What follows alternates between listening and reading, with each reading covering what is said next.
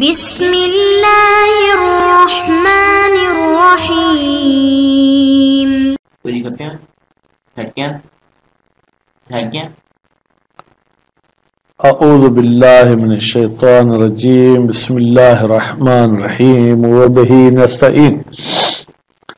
الحمدللہ ہماری گفتگو لمعہ ششم کے کتاب الحدود میں، اور کتاب الحدود میں مصنف صاحب نے فرمایا تھا کہ چند فصلیں ہیں، میرے خیال میں 7 فصلیں ہیں. ان میں سے پہلی فصل جو وہ زنا کے بارے میں ہے. کل انہوں نے آپ کو زنا کی وضاحت بتائی کہ زنا کسے کہتے ہیں، پھر تفصیل کے ساتھ کہا کہ زنا کے متحقق ہونے کے لیے 10 قیود ہیں. ان 10 قیود میں سے 3 قیود آپ پچھلے درس میں پڑھ چکے. آج جناب آپ 4، 5، 6، 7 اور 8ویں قید پڑھیں گے. اگر 8ویں نہیں بھی پڑھ سکے تو بھی ہم 7 قید تو پڑھیں گے، غالباً 8ویں بھی پڑھ لیں گے. تو چوتھی قید یہ ہے کہ وہ مرد جو ادخال کرتا ہے وہ عورت کے شرم گاہ میں ادخال کرے. کسی اور جگہ اگر ادخال کرے گا تو اس میں زنا متحقق نہیں ہوگی. اب بچوں کے سامنے کیا وضاحت کریں؟ بھائی دخول تو آگے پیچھے ہوتا ہے، کہیں اور بھی ہوتا ہے. آج کل ہمارے مسلمان بھی انگریز ہو گئے ہیں، کبھی بیوی کے منہ میں بھی دخول کر دیتے ہیں یا عورت کے منہ میں دخول کرتے ہیں. تو عورت کے منہ میں دخول کرنے سے زنا متحقق نہیں ہوگی، اگرچہ اس میں سزا مل سکتی ہے. پھر کوئی شخص کہے کہ جناب دبر کو بھی تو فرج شامل نہیں ہے. بھائی حقیقت میں دونوں چیزوں کو شامل ہے. وہ الگ بات ہے کہ عام طور پر فرج صرف اگلے حصے کو کہتے ہیں. خوب، 5واں قید یا 5ویں قید جس کے ذریعے زنا متحقق ہوتی ہے کہ جس عورت کے ساتھ یہ بدفعلی کی گئی ہے وہ عورت ہو، یعنی وہ بالغ ہو، 9 سال کی ہو. امرأتن مرءن کی مؤنث ہے، مرءن مرد کو کہتے ہیں، مرد یعنی بالغ. اور تو اس کے مقابلے میں جو عورت ہے وہ بھی بالغ ہونی چاہیے. اور اس کے بعد پھر فرماتے ہیں کہ جب وہ عورت بالغ ہوگی تو مرد کے لیے زنا وجود میں آ جائے گی، چاہے وہ عورت عقل مند ہو، چاہے پاگل ہو، چاہے آزاد ہو، چاہے کنیز ہو، چاہے زندہ ہو، چاہے مردہ ہو. کیا مردہ عورت کے ساتھ بھی زنا کی جاتی ہے؟ جی ہاں، اسلام میں کچھ ایسے واقعات ملتے ہیں کہ کچھ لوگ تھے جو قبر سے عورت کو نکال کے اس کے ساتھ زنا کیا کرتے تھے. اور 6واں قید جو ہے کیا جناب زنا کے متحقق ہونے کے لیے کہ جس عورت کے ساتھ زنا کی ہے وہ عورت اس پر حرام ہو. اگر شریعت نے اس کو حلال کیا ہے تو پھر اس کے ساتھ یہ کام کرنے سے زنا واقع نہیں ہوگی. اب حرام کی 2 قسمیں ہیں، عارضی ہے اور مستقل ہے. کہتے ہیں کوئی فرق نہیں، حرام ہو تو یہ زنا ہو جائے گی. مثلا اگر اپنی ہی عورت کو حالت احرام میں یہ کام کرے تو حرام ہے، تو بھی یہ زنا ہو جائے گی. لیکن 7ویں قید کے ذریعے پھر اپنی بیوی کے ساتھ حرمت عارضی خارج ہو جائے گی. حیض کی حالت میں کرے تو بھی حرام ہے، عدت کی حالت میں کرے تو بھی حرام ہے.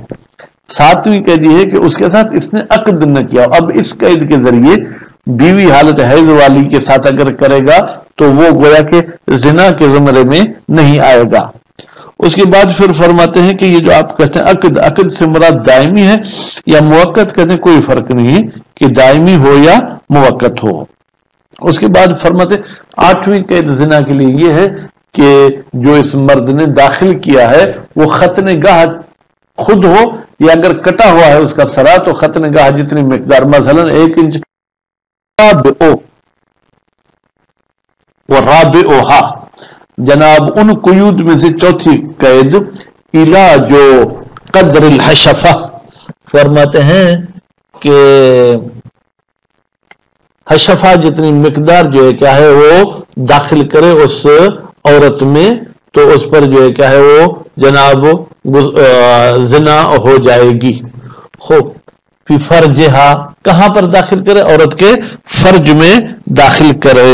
خوب، فلا عبرت، پس کوئی حیثیت نہیں ہے بے علاج ہی، اگر یہ شخص اپنا آلہ تناسل داخل کرتا ہے فی غیر ہی، جناب غیر فرج میں. خوب، کہتے ہیں تو وہ زنا نہیں ہوگا. من المنافذ، وہ کون سی جگہ ہے جہاں پر غیر فرج منافذ یعنی جو سوراخ ہیں کسی اور سوراخ میں. وَإِنْ حَصَّلَ بِهِ الشَّهْوَةُ وَالْإِنْزَالُ اگرچہ فرج کے علاوہ کہیں اور یہ داخل کرتا ہے تو اس کی شہوت بھی ہوتی ہے منی بھی نکلتی ہے تو بھی زنا نہیں ہوگی. والمراد بالفرج فرماتے ہیں کہ یہاں پر مراد جو ہے کیا ہے وہ فرج سے کیا ہے فرماتے ہیں مراد فرج سے جو ہے وہ العورہ عورت کے شرمگاہ ہے. کما نص علیہ الجوہری جیسے کہ اس بات کی جو ہے کیا ہے جوہری صاحب نے صراحت بھی کی ہے. وَيَشْمُلُ الْقُبُلَ وَدُبُرَ نتیجے میں فرج شامل ہو جاتا ہے قبل کو اور دبر کو. وَإِنْ كَانَ اطلاق علی القبل اغلب اگرچہ جو ہے جناب فرج کا استعمال کرنا قبل پر یہ جو ہے کیا ہے اغلب ہے لیکن اس کے باوجود جو ہے کیا ہے یہ جو ہے کیا ہے جناب دبر میں بھی یہ زنا وجود میں آ جائے گی. خوب تو یہ چوتھی بات یہاں پر جو ہے کیا ہے وہ پوری ہو گئی. اس کے بعد کہتے ہیں پانچویں چیز کونہا کہ وہ جو عورت ہے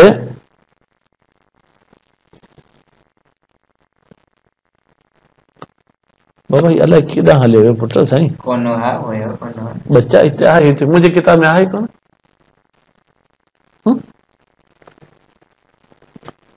یہ پکا پیری سلائی دا یا بی سلائی دا یہ پین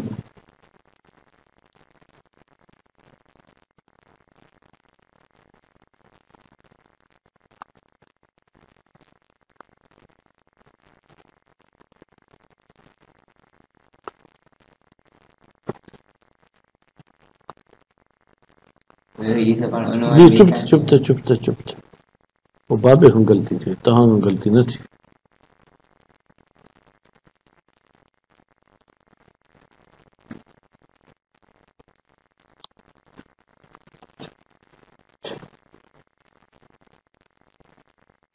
حل ٹھیک ہے حل بابا شروع کر کتنا پڑھیں گے خامس واقع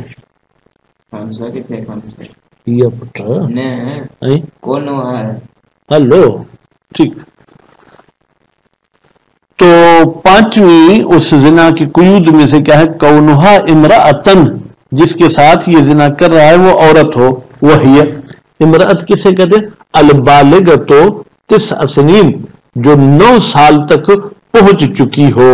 لأنہا اس لیے کہ امرأتن تانیث المرء وہ مرء کی جو ہے کیا ہے وہ مونس ہے اور مرء کسے کہتے ہیں بالغ مرد کو کہتے ہیں کہ پھر جو اس کے مقابلے میں ہوگا وہ بھی بالغ عورت کے لیے ہی ہوگا. وہ ہوا رجل وہ کی ضمیر جائے گی مرء کی طرف یہ مرء سے مراد کیا ہے رجل ہے. ولا فرق فیہا کوئی فرق نہیں اس بالغ عورت میں. ان قیود میں سے چھٹی قید کونہا محرمتن علیہ یہ عورت جو ہے حرام بھی ہو اس زانی پر. فلو کانت حلیلتن اگر یہ عورت حلال ہے اس زانی پر کیوں حلال ہوتی ہے بزوجیت زوجیت کی وجہ سے او ملکن یا ملکیت کی وجہ سے لم یتحقق زنا تو زنا جو ہے کیا ہے وہ وجود میں نہیں آئے گی. وہ شملت کہتے ہیں اور یہ شامل ہوگی یہ جو ہم نے حرام کا لفظ کہا ہے یہ کس کو شامل ہوگی المحرمت و شملت المحرمت یہ محرم میں شامل ہوگی الاجنبیت وہ عورت جو اس مرد سے اجنبی ہے اور محسنہ ہے. محسنہ شوہردار عورت کو کہتے ہیں جس کے ساتھ شوہر زندگی گزارتا ہو ٹھیک ہے اس کو بھی شامل ہے. والخالیت من بعل اور اس عورت کو بھی یہ محرم میں شامل ہے جو شوہر سے خالی ہوتی ہے. وہ محارمہ اور اس مرد کی جو محرم عورتیں ہیں ماں بہن ان کو بھی شامل ہو جاتی ہے. وہ زوجتہ اور اس مرد کی بیوی کو بھی شامل ہو جاتی ہے. مثلا جب بیوی شوہر پر حرام ہو کس صورت میں حرام ہو جاتی ہے جب اس کو حیض وغیرہ آیا ہو والمظاہرہ یا اس کو اس نے زہار کیا ہو. زہار ہم پڑھ کر آئے شوہر بیوی کو کہے زہروں کے علیہ کہ زہر امی. والمولا منہا اور وہ عورت جس کو الا کیا گیا ہے. والمحرمت یا والمحرمت اور وہ عورت جو حالت احرام میں ہو. وغیرہ یا اس کے علاوہ اور اسباب ہیں مثلا جن میں اپنی ذاتی بیوی بھی حرام ہو جاتی ہے. اور اسی طریقے سے یہ حرام عورت شامل ہو جاتے امتہ اس کی کنیز کو، المزوجہ جس کی اس نے کسی اور کے ساتھ شادی کرائی ہے، والمعتدہ یا وہ کنیز جو ہے کیا ہے عدت میں ہے، والحائض یا وہ کنیز حالت حیض میں ہے، ونحوہا وسیخرج بعض هذه المحرمات اور ان قریب ان حرام عورتوں میں سے کچھ عورتیں اس زنا کے قانون سے نکل جائیں گی. وہ کہاں پر؟ یہ جو 7ویں شرط ہم بتائیں گے، وسابعھا اور 7ویں جو ہے کیا قید زنا کی، کونھا جس عورت کے ساتھ یہ برائی کر رہا ہے غیر معقود علیہا اس نے اس کے ساتھ کوئی عقد نہ کیا ہو، نکاح یا متعہ نہ کیا ہو، ولا مملوکت اور یہ اس کی ملکیت میں بھی نہ ہو، ولا معطیت بے شبہت اور اس نے اس کے ساتھ وطی بے شبہ بھی نہ کیا. معطیہ یعنی اس کے پاس جایا نہ گیا ہو شبہ کے ذریعے. مثلا کوئی عورت اس کے بیوی کے بستر پر آ کے سوئی، اس نے تو اپنی بیوی سمجھ کے جا کے شروع ہو گیا تو اب یہ زنا نہیں ہوگی. وہ بہی یخرجو یہ 7ویں قید کے ذریعے خارج ہو جاتا ہے کون؟ وطء زوجت المحرمت جب مرد اپنی حرام بیوی کے ساتھ وطی کرتا ہے. حرام کیوں ہوتی ہے؟ لعارض کسی عارضی سبب کی وجہ سے، مما ذکر جن کا ذکر ہو چکا، مثلا حالت حیض میں یا حالت احرام میں. وکذا الامہ اور اسی طریقے سے کبھی کنیز بھی عارضی اسباب کی وجہ سے حرام ہو جاتی ہے، مثلا وہ بھی حالت حیض وغیرہ میں. فلا یترتب علیہ تو یہ شوہر اگر اپنی بیوی کے پاس حیض کی حالت میں گیا یا کنیز کے پاس حالت حیض میں گیا تو اس پر حد جاری نہیں ہوگی. وہ ان حرام اگرچہ یہ کام حرام ہے لیکن حد جاری نہیں ہوگی. ولہذا اسی بات کی وجہ سے کہ ان عارضی حراموں کو زنا کی تعریف سے خارج کرنا تھا، احتیج ضرورت پڑی مصنف کو الا ذکر ہی اس 7ویں شرط کو ذکر کرے بعد المحرمت چھٹی کے بعد. اذ لولا ہو اگر یہ 7ویں چیز کو ذکر نہ کرتا تو کیا ہوتا؟ لازم کون زنا پھر تو لازم تھا کہ اپنی عارضی بیوی کے حرام کے پاس بھی جائے گا تو یہ زنا ہو. یوجب الحد اور یہ پھر سبب بنے حد کی. وَإِنْ كَانَ بِثَانِي اگرچہ یہ 7ویں قید کے ذریعے سے یستغنی عن الاول پہلے سے بے نیاز ہو جاتا تھا، پہلے کے پھر کہنے کی ضرورت نہیں تھی. کیوں؟ اس لیے کہ جب یہ کہتا ہے کہ عقد والی نہ ہو تو لازمی ہے اس سے پھر ہر حرام آ جائے گی. الا ان بذالک مگر یہ کہ چھٹے کے بعد پھر 7ویں قید کو ذکر کرنا ٹھیک ہے. لا یستدرک القید اس سے وہ قید کا جو ہے کیا ہے نا وہ جبران نہیں ہوتا. قید کیا تھا کہ عورت حرام ہو لتحقق الفائدۃ مع سبقہ اس لیے کہ فائدہ وجود میں آتا ہے مع سبقہ جب چھٹی صورت کو پہلے بیان کریں. چھٹی عام ہے اور 7ویں خاص ہے، بعد العام کا بھی کوئی فائدہ ہوتا ہے. والمراد بالعقد کہتے ہیں عقد سے مراد کیا ہے؟ ما یشمل الدائم والمنقطع جو دائم اور منقطع دونوں کو شامل ہو جاتا ہے. وبالملک اور آپ نے کہا تھا کہ وہ عورت اس کی ملکیت میں نہ ہو. ملکیت سے مطلب ما یشمل العین والمنفعت چاہے خود کنیز کا مالک ہو یا کنیز کے منفعت کا مالک ہو. کنیز کے منفعت کا کیسے مالک ہوتے ہیں؟ کہتے ہیں کہ تحلیل کنیز کا مالک کوئی اور ہے اس نے آپ کے لیے یہ حلال کر دیا کہ یہ آپ کے لیے حلال ہے. اب یہ آپ کے پاس آ گئی تو اگر آپ حالت حیض میں اس کے پاس چلے جائیں گے تو بھی حرام ہے لیکن یہ زنا نہیں ہوگی، اور بغیر حیض کے تو جائیں گے تو زنا نہیں ہے. وہ بھی شبہ کہتے ہیں اور جو ہے کہ شبہ کی بھی قید لگائی اس سے خارج ہوئے کون؟ ما اوجب ظن الاباحہ جہاں اس بندے کو سبب بنا تھا کہ یہ عورت میرے لیے مباح ہے. لا ما لولا المحرمیہ لحللت کہتے ہیں یہاں پر شبہ سے مراد یہ نہیں ہے کہ اگر محرمیت نہ ہوتی تو یہ حلال ہو جاتی، نہیں یہ مراد نہیں ہے، بلکہ شبہ سے مراد یہ ہے کہ حرام تو ہے ہی، محرمیت ہے لیکن اس کے باوجود اس کو ظن بالاباحہ ہو گیا. کما زعمہ بعض العامہ جیسے بعض اہل سنت نے اس چیز کی جو کیا ہے وہ گمان کیا ہے. وثامنها ان قیود میں سے 8ویں قید کون العلاج بقدر الحشفہ فما زاد اس مرد نے اعلی تناسل جو داخل کیا ہے وہ ختنہ گاہ پوری کو داخل کیا ہو، فما زاد یا اس سے اضافی حصے کو بھی داخل کیا ہو. فلو اولج دون ذالک اگر اس نے ختنہ گاہ کی مقدار کے آدھے جتنا داخل کیا یا پورے سے کچھ کم مقدار میں داخل کیا ہے تو لم یتحقق زنا، تو زنا وجود میں نہیں آئے گی. کما لا یتحقق الوطء، جس طریقے سے کہ وطی میں بھی اگر پورا حشفہ داخل نہیں کرتا تو وطی بھی وجود میں نہیں آئے گی.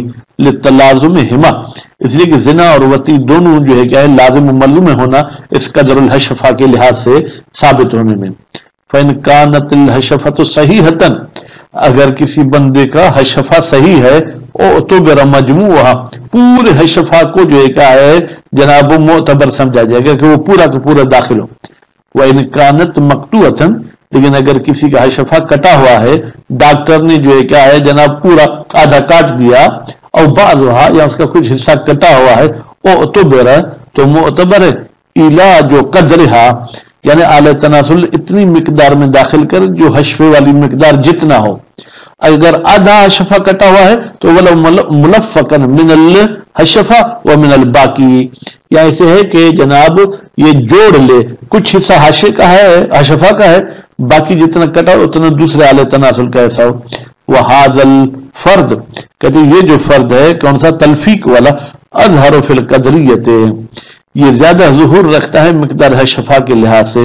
منہا نفسہا، آپ جو کہہ رہے تھے نا خود حشفہ کی مقدار، تو وہ اتنا ہمیں سمجھ میں نہیں آ رہا تھا جتنی یہ تلفیق والی بات میں ہمیں قدر الحشفہ سمجھ میں آیا. تو الحمدللہ یہ زنا کے 10 قیود میں سے 8 آپ پڑھ چکے. انشاءاللہ اگلی جو ہے قیود اگلے درس میں پڑھیں گے. وصلی اللہ علی محمد وآل محمد.